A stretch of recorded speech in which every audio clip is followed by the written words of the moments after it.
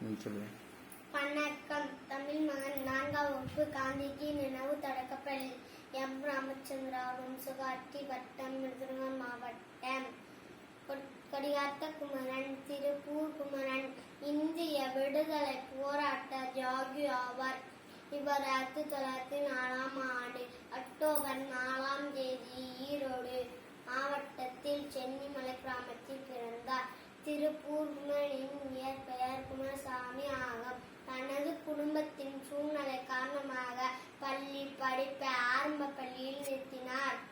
நெசவு தொழிலில் போதிய வருமானம் இல்லாததால் திருப்பூருக்கு இடமாறினார்.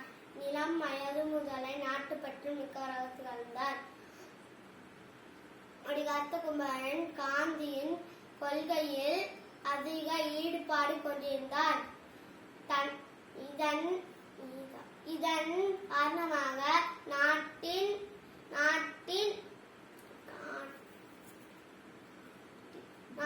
விடுதலைக்காக காந்தி அறிவித்த பல போராட்டங்களில் பங்கு கொண்டிருந்தார்.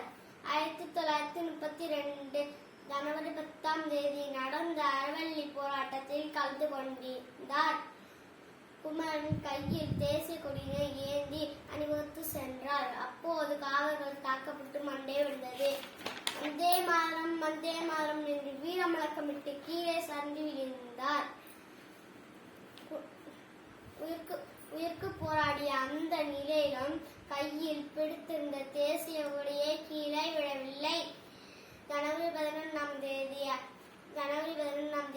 1932 அன்று உயிர் துறந்தார். அன்று முதல் குமரன் கொடிகாத்த குமரன் என்று அழைக்கப்படுகிறார். தமிழ்நாடு அரசு திருப்பூர் குமரன் யாகத்தை போற்றும் வகையில் திருப்பூர் குமரன் நினைவகம் ஒன்றை அமைத்துள்ளது.